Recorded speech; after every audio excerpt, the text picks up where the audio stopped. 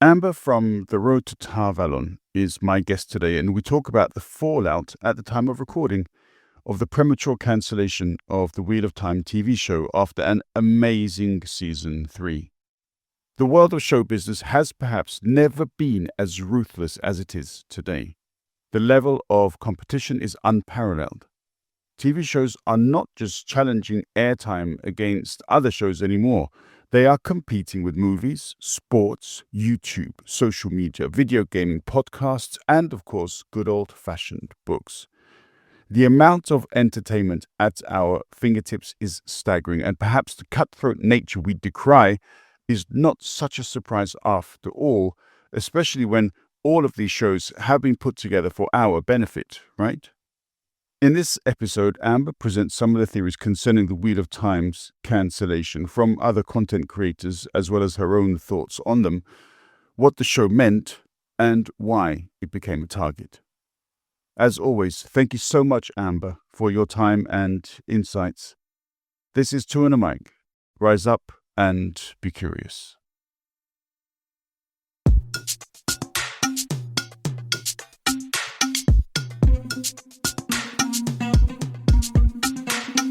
Dong weche pek kod welo mabiro e TwoandaMic. Dong parodit kod jok mawuoye TwoandaMic.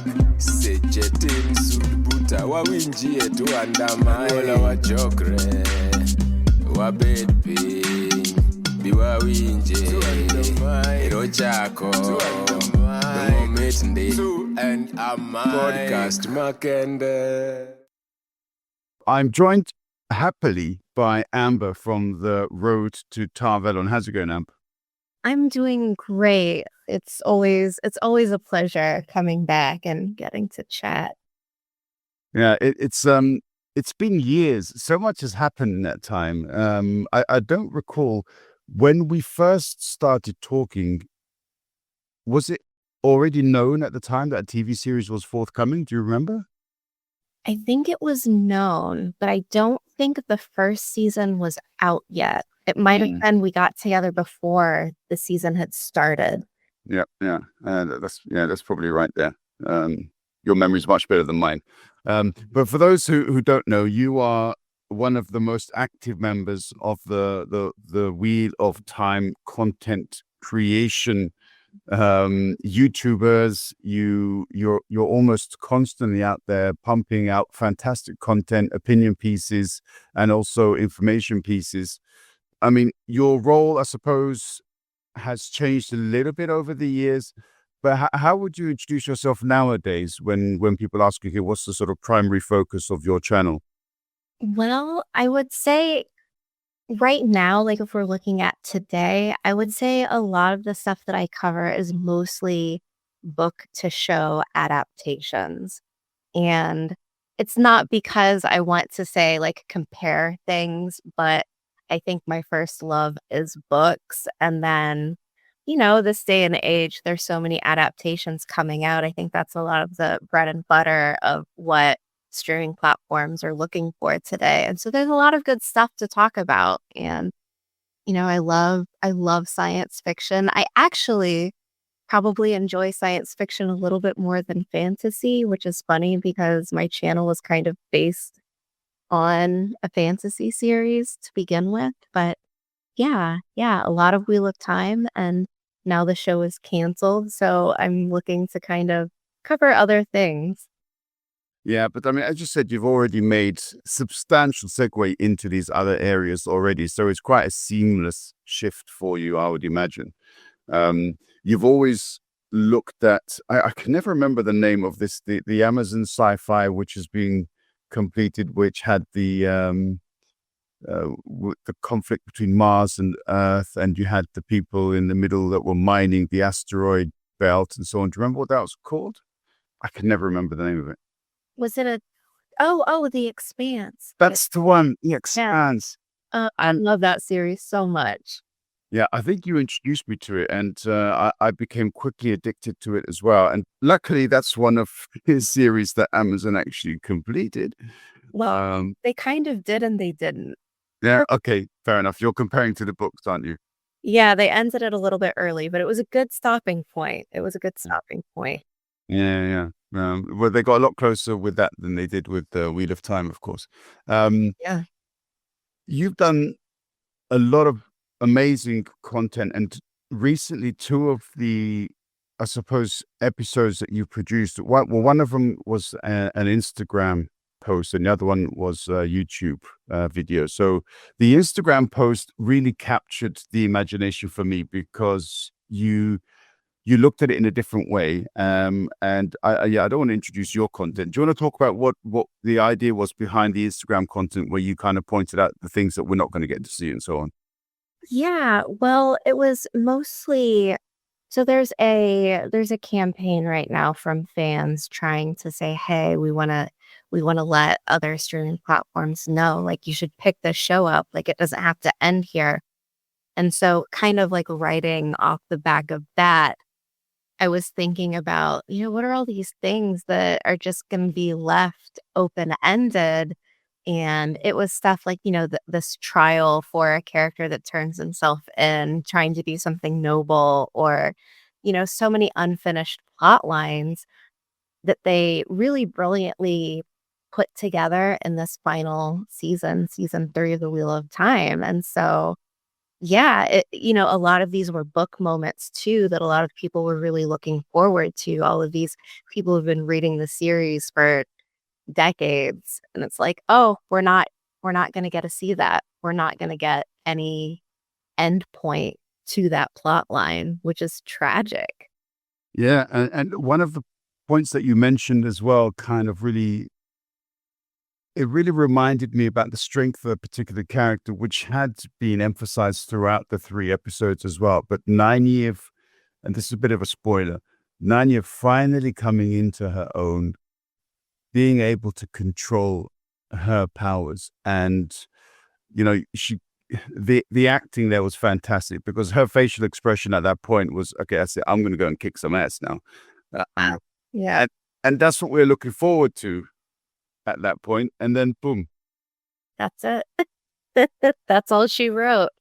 Yeah, I mean, she's one of my all-time favorite characters in fantasy. I think, the book character, and we can talk about whether Robert Jordan was great at writing female characters or not. We can put that aside. But I think as a reader, seeing a woman who's kind of introduced into this story where she's angry, she's mad, she is unapologetic about it, and it's okay. And then you bring the actress Zoe Robinson, who is incredible.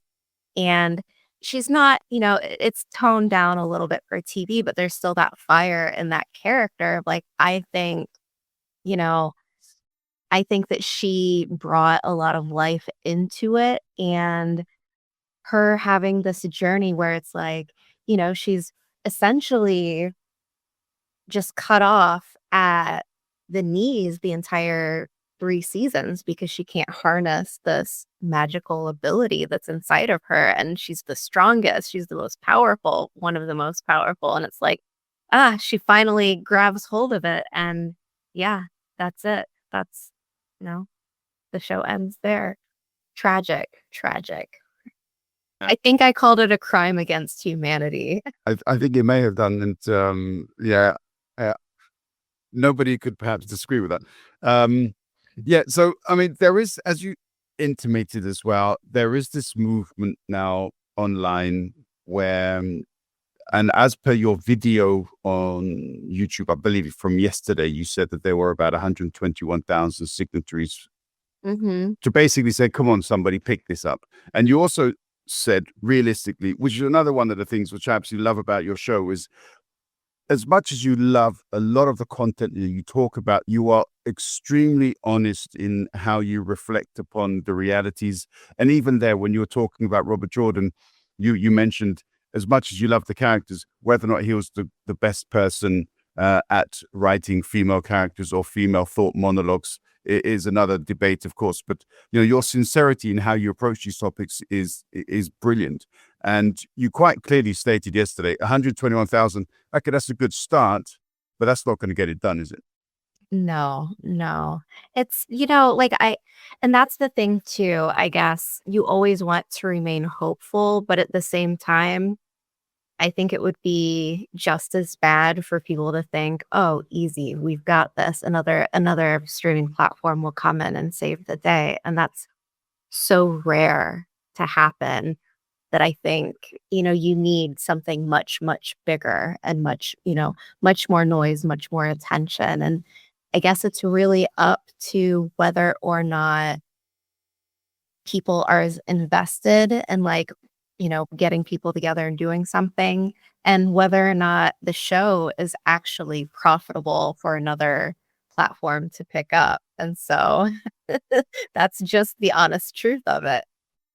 Yeah, and it also perhaps indicates, in some ways, the dangers of having such a close knit online community. So, on the one hand, the community is great, it's strong, it's supportive. If you go onto one of these platforms and you jump into the Wheel of Time community, all of a sudden you've got 100 followers because they're just there. They want to help you, they want to guide you.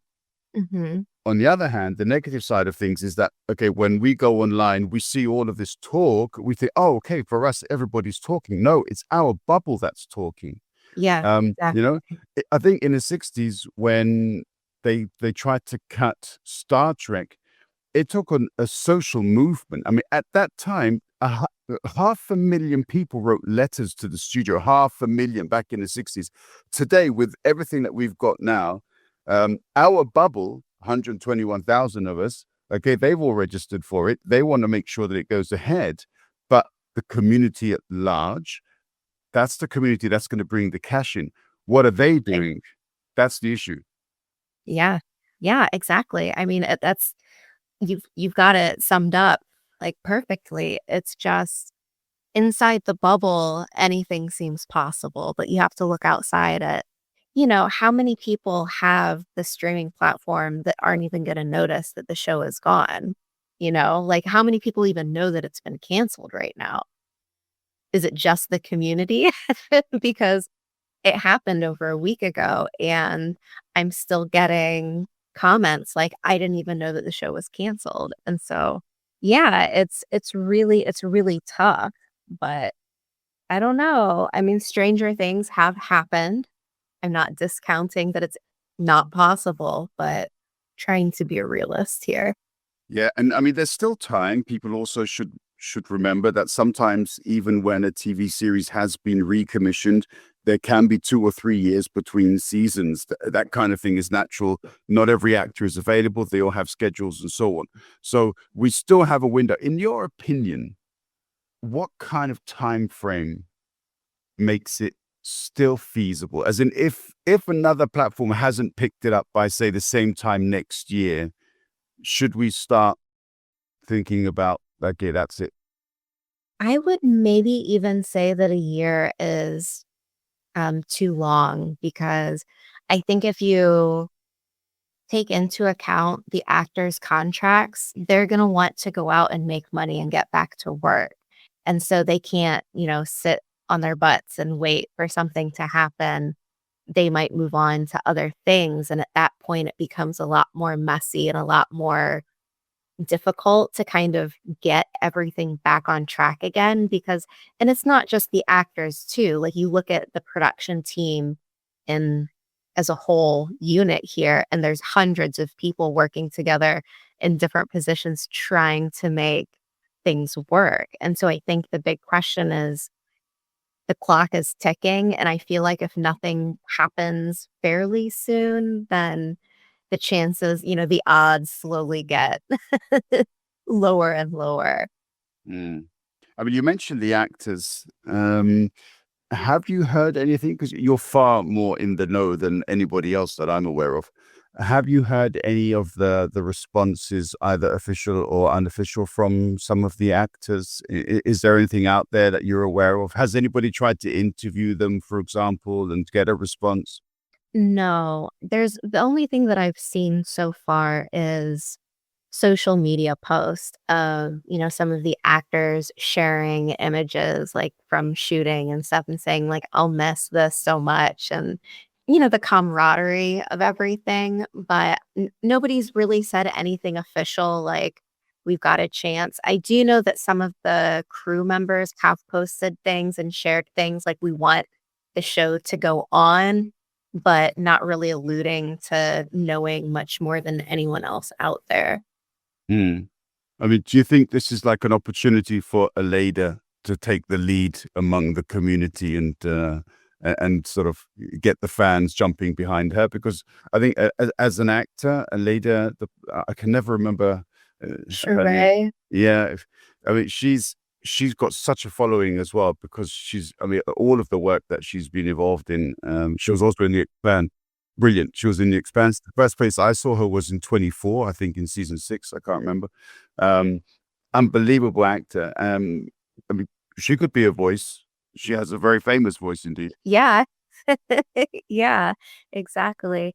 I don't know. I also wonder too if, we don't really know what their contracts are, if they have NDAs, if they're allowed to talk about anything Mm, right now because it is still really fresh. It is still very, very new. So I don't know. I'm not an expert in stuff, behind the scenes and contracts and stuff like that. But you would think if something is in the works, we would probably start hearing about it.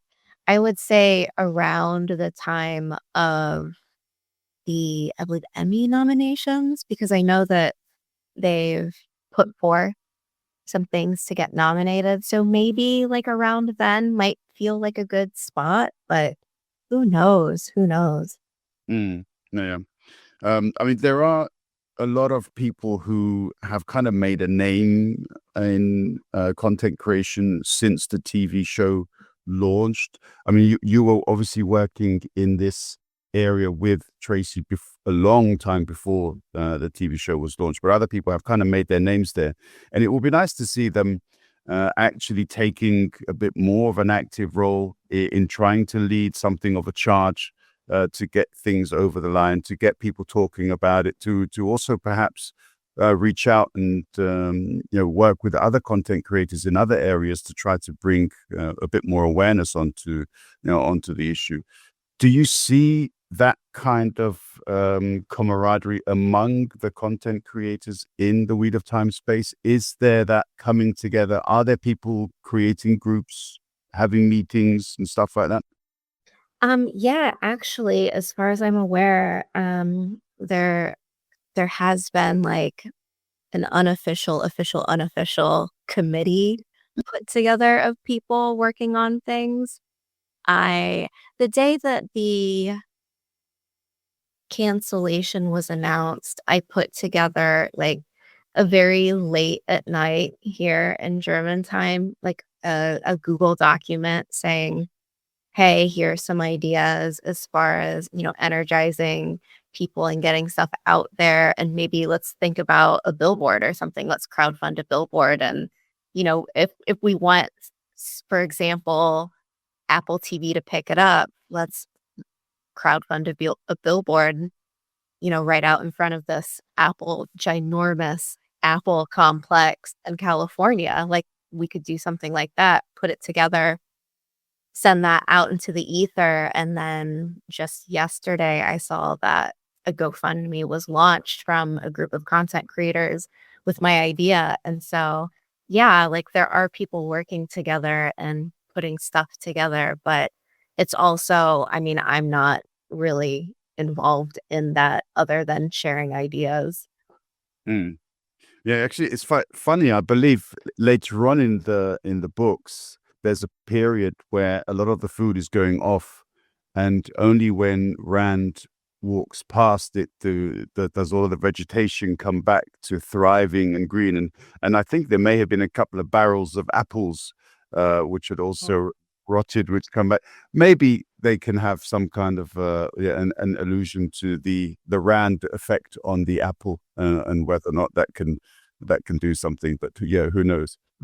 So your YouTube video, which I watched last night, I can't remember. I don't know. Did you release it yesterday, or is it just that I managed to see it yesterday? The one that Yesterday. it Yeah. was yesterday. Okay, cool. All right. So you introduced some really interesting topics as to why it may, and all of this is supposition, and it wasn't necessarily yours because you read it in an article, but it seemed to resonate with some of the thoughts that perhaps you may have had as to why the show was cancelled, as in not simply being a financial decision. Yeah, so I do think that financially, let's be honest here. Amazon, Jeff Bezos, they're not exactly destitute poor, okay? Like, to get that out of the way first. But I do think that they are very tactical in what they are allotting funds and backings towards and which projects they want to go on.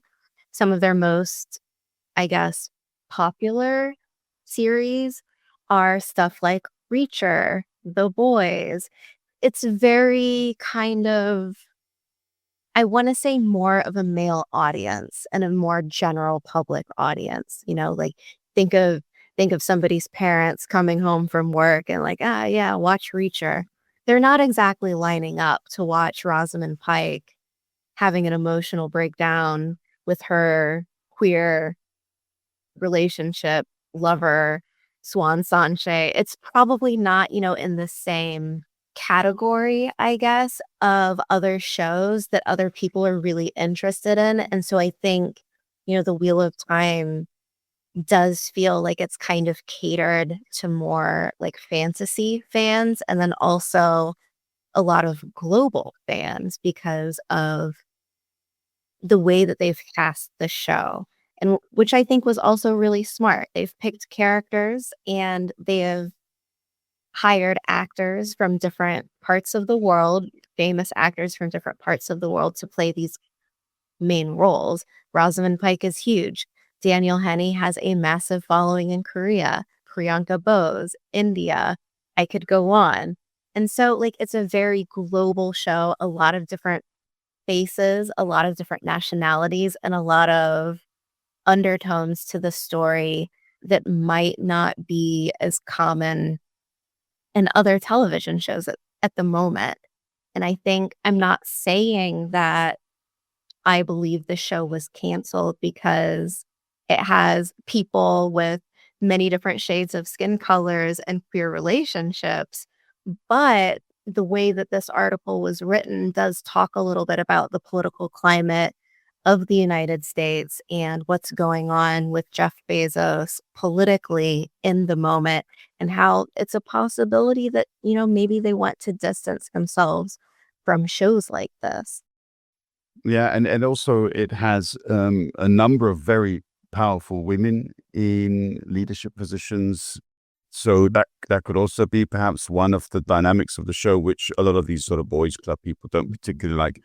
I find it more than plausible theory as to why Amazon may have decided to pull the plug, especially, I mean, you obviously and correctly state that some of these big tech companies have now kind of jumped behind the Republican Party in the USA. We've also seen recently what is the name of that company? Paladrin? What is it that's basically been given access to God knows how many millions of USA, as in American sort of data files and so on. So yeah, Palantir, excuse me. So this company is called Palantir, which has been given all of this data and so on. And I mean, this is quite clearly playing into the hands of these big tech people, and Amazon is a huge player in big tech and cloud services and so on. So therefore, yeah, you're right. Then they are going to be heavily influenced by the political issues as well. But it's not just in the USA. As I would love to say that it's in America that all of this right-wing crap is developing, but unfortunately, I mean, we're both in Germany. We can see the Yeah. developments here too. It's happening in the UK. It's happening in France, and almost every single European nation as well. This wave of almost far right, borderline fascism that is being sort of pushed out there into the political and social spheres. And the Wheel of Time was a shining light, which kind of gave people a bit of hope that there's a number of positive messages being pushed out there. And now they've decided to pull that back again. And I think that's quite a telling theory that you've got. Yeah, and I mean, it's for one, it's not really my theory, but I do think that it's a topic worth talking about where I do think that there are some plausible aspects to this. But what you said just now, even building on that, how it is kind of a shining light right now in terms of when you're watching TV, let's be honest, some of the top shows are very centered towards certain demographics. If you think about, The Boys, or I mean, just a lot of action, a lot of violence, stuff like that. The Wheel of Time has both of those, but it also has this kind of, I want to say, like, message behind it saying, that's not the way. If you look at the progression of Rand's storyline, how he is the embodiment of going down this path and saying, I need to harden myself. I need to become stone. I need to become cruel so that I don't let the bad things out there affect me emotionally. And we see how that goes for him and how it just, destroys so many of these relationships and chances for the good guys to win. And like you said, like it is kind of about the light and seeing the good in things. And so even that message in itself is so anti what a lot of people are kind of yelling about right now, just in the political landscape. Like, don't be weak, don't be, don't have emotions, etc. And so, yeah, I mean, it's interesting. It's interesting. And also the Wheel of Time, as you say, I mean, the opening scene of season 3, you basically see a woman get chopped in half by the one powers, and there is violence, but it's not gratuitous violence. It's not the kind of violence which you would look at. You watch every episode because you know somebody's going to get blown to shit in this. Yeah. No, it's but unfortunately, you look at everything else, and you do constantly see this, and this continuous desensitization towards. Unfortunately, we've got to point out the realities. There are communities and entire cultures currently being blown up, um, Yeah. and this kind of says, do you know what, people, that's not right. And the Wheel of Time was making a statement, not necessarily referring to what's happening in Gaza, but the Wheel of Time was making a statement saying we should not simply accept violence without reflection. And these characters were reflecting upon the need to avoid violence at all costs where necessary. And now they're not. Now those voices have been removed. I mean, that gets to, again, that gets to the heart of why I love Nynaeve so much, because she is all powerful, so powerful, and she's afraid. She's afraid of using this with, this power that she has inside of her because she's a healer. She wants to fix things, not hurt things. And so, yeah, like it's a great message. Yeah, you're absolutely right. I believe she also says at some point, people just should not have this kind of power. Yeah, exactly. Exactly. I mean, it's essentially like look at a medieval landscape and say, okay, people are fighting with sticks and spears, but then there's a handful of people who have the equivalent of like atom bomb power. What happens when, like they're let loose? And so, yeah. So much to think about. Um, I mean, and we were talking earlier as well, and we mentioned the resilience of the Wheel of Time fan. So Robert Jordan passed away in, I think it was 2007, and people who had up until that point read 11 books in the series and also the prequel, which I've forgotten the name. What was the name of the prequel? New Spring? I can't believe you remembered that. Um, so yeah, people were so bought into this series, waiting, anticipating the next installment.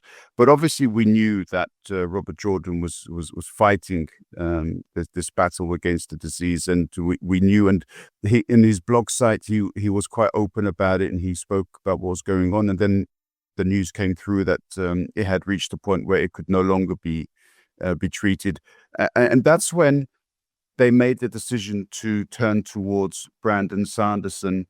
And so we waited for years between the 11th book and the 12th book, which Brandon Sanderson wrote, we dealt with the tragedy of Robert Jordan's death. We dealt with the uncertainty of what would happen with the series.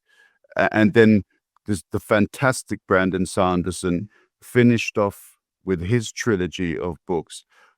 How resilient do you feel the TV show fans are in comparison with the book fans?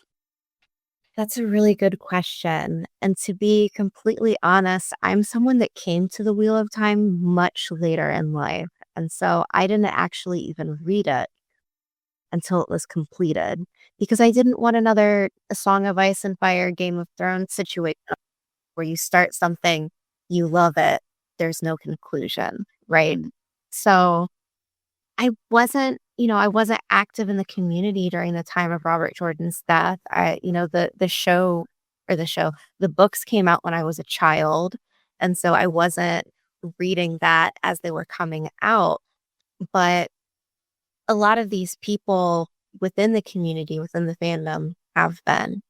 And I feel like that would be a good question, to put out into the ether. Zach, I feel like you I feel like you should definitely take that on, whether it be on Blue Sky or wherever you're at. But yeah.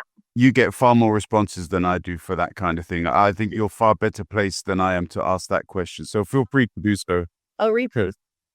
Please do, because I think you'd get a far better response than I would. You're just a far bigger channel anyway, in general, but you definitely would get more of a response. It will be interesting to see what they have to say. With regards to the TV show, of course, people would point out, yeah, it costs a lot more money. There are a lot more people involved than simply commissioning a moderately, okay, even though Brandon Sanderson was quite famous at the time in his particular niche, but more or less unknown to a few people in that area, in that genre. But asking one fantastic author to finish a series is a bit different to having an entire TV show formulated by another TV company. So I guess there is a significant difference to that. But the question is, to the fan, how long are they going to last? How will they be able to cope? Because there are so many emotions involved nowadays with TV shows. People crying. I mean, you watched Game of Thrones. I got until season 4 and I stopped. But do you remember that there used to be this thing about people put YouTube videos of themselves watching the show? And there was these really popular ones where people were watching The Red Wedding, I think it was, Mhm. Yeah. and basically the reactions that they got. So people get a lot of buy-in to these TV shows. I mean, how emotional are people nowadays with regards to their passion for TV shows? Like I think it's always going to be people are pretty emotional when they're emotionally invested in a character or a story or a plot line. I mean, watching The Wheel of Time, there were multiple occasions where I teared up, and I'm not a big crier. Like, I didn't ever cry watching Game of Thrones, I don't think.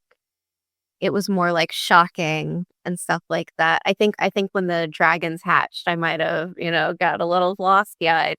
But I think with The Wheel of Time, watching Rand in that episode 6 moment, spoilers if you haven't watched the show, where he's trying to bring this young woman back to life. And he's just, screaming, I can do it. I can do anything. What am I? I am creation. I am destruction. And it was just like, oh, that hits so hard. It's so good. Like so much raw emotion from the actor. All of it, 10 out of 10. And so, yeah, like I think people are really emotionally invested. And then on top of that, I think if you look at some of these other YouTube channels, and so many people have all of these content creators, TikTok, YouTube, podcasts, it's very large. And so you think, well, if the show was the only thing that they cover, where does that leave them with its cancellation? And so you know, a lot of people are really invested in this, where it's not just a hobby for them. It's, something they love. And yeah, like it's sad on multiple different aspects because there's so many people who are into it where it's just like, I guess we'll see what happens. Yeah, and you point out a good thing there, and obviously as a content creator yourself, and we spoke a bit about it at the beginning, where a significant portion of your material has been based on the Wheel of Time, and you've already set up, as it were, the pathway towards what you're going to be doing in the at least near future. But I guess you will always have a window open towards the Wheel of Time and waiting for perhaps the season 4. At what point do you think that that will become completely unrealistic for you as a content creator? As in, how long can you wait before you perhaps completely turn yourself towards something new? Oh, I mean, I don't know if I'll ever just, quit the Wheel of Time. Like there's still the books out there. So I mean, it is still a love of mine.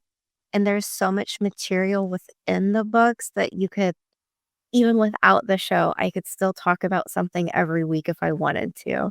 But I think the real question is more of like a burnout scenario, just because my interests vary just in a general sense, where it's like I'll get pulled into something and that becomes a fixation for a while. And so, I mean, that's the great thing about books and TV, I guess. There's always more, there's always a lot out there. And I don't know. I guess we'll have to wait and see. Yep. Well, I will definitely watch that space keenly. I do want to ask you one final question, but not on the Wheel of Time, but Yeah. on another series which we both seemed to like. I'm so excited for this. I'm so excited for this. I know where you're going. So Murderbot, is that where you? Yeah. Okay. Cool. All right. Just quickly, have you read the novels from Martha Wells? I've read the first 4. Okay. Cool. And so I've like they're so bite-sized that like I want to savor them and not just burn through it. But it's been the show has been delightful. Delightful. Yeah. You also said the right word, bite-sized, as in I was so looking forward to this next episode, and it's 24 minutes long. What? I was screaming. I was screaming. I paused it maybe, I don't know, 10 minutes in, and I was like, "We're halfway through? What is this?"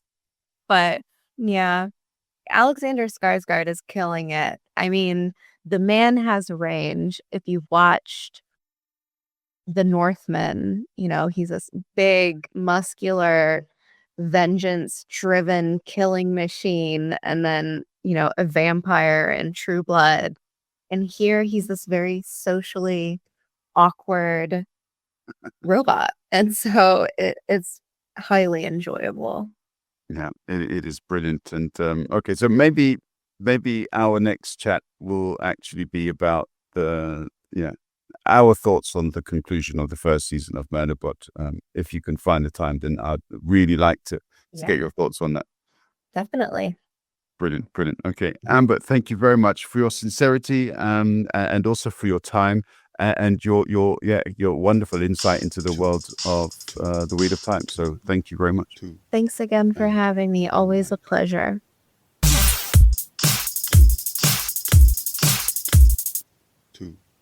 And Mike.